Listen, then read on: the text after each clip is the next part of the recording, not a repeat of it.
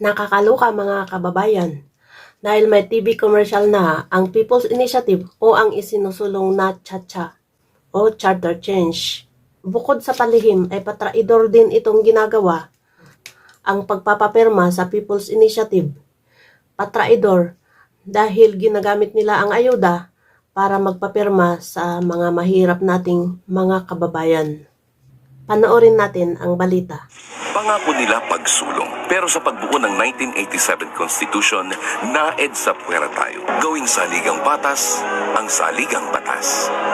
Usap-usapan online ang commercial na ito na ipinalabas sa iba't ibang TV network na hayagang nagsusulong sa pag-amyenda ng saligang batas. Sa screenshot ng isang netizen, kitang nakalagay sa ad na binayaran ito ng Gana Atienza Avisado Law Offices. Ayon sa law firm, ang kinakatawan nilang grupong People's Initiative for Reform, Modernization and Action o PIRMA ang nagbayad sa ad. Wala raw public funds na ginastos dyan. Hay nako, naniniwala ba kayo mga kababayan na wala talagang public funds na ginastos dyan? Sigurado wala mang inilabas ang gobyerno ngayon, sigurado babayaran yan ng doble-dobleng interes o kaya ay mga proyekto na bilyon-bilyon ang halaga. The purpose of this campaign or drive is just to raise public awareness or invite public discussion para mapag-usapan yung People's Initiative to amend the Constitution. Ang pinayama. Pero sa tanong kung may alam sila sa umunoy nangyayaring bayaran kapalit ng pirma ng mga residente sa Quezon City at Bicol para sa isinusulong na People's Initiative para sa Chacha, We have nothing to do with whatever propaganda or yung sinasabi nyo ko na nagkakaroon ng corruption issue. Dininay na rin yan ng isa sa mga pinakamalaking political party sa bansa na Nationalist People's Coalition o NPC. Ang NPC as a party, walang kinalaman doon sa nagaganap na pagpapapirma for People's Initiative ng iba't ibang mga district. Kung meron man na NPC member na sumasangayon, it's on a personal level. Hindi party stand dyan.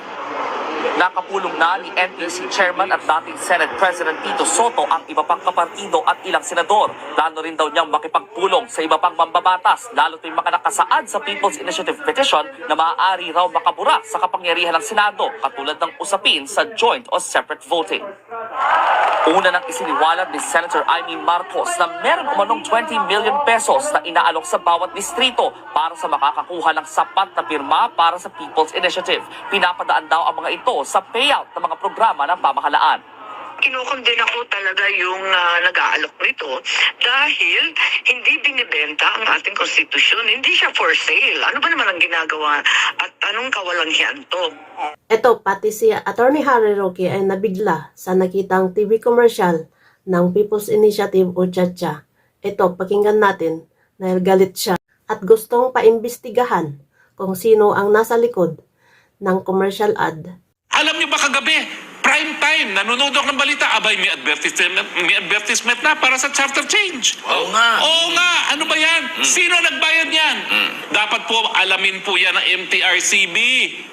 Dahil hindi ko po alam kung yan ay pinapayagan, nagagastusan para sa charter change at hindi nagpapakilala kung sino ang nasa likod nito. Tanong pa ni Roque. Pera na naman ang taong bayan yan. O ako, magtatanong ako, pera ba ng taong bayan yan? Dahil yan po, tanong din na isang kongresista. Bakit nyo gagamitan ng pera ng taong bayan para isulong ang inyong gahaman sa kapangyarihan? Samantala, gumawa si Senator Amy ng resolusyon para sa Senate inquiry para imbestigahan in aid of legislation ang RA 6735 kung saan nagmumula ang People's Initiative o Chacha. Aabangan namin ito, Senator Amy. Maraming salamat sa mga nanood. God bless everyone.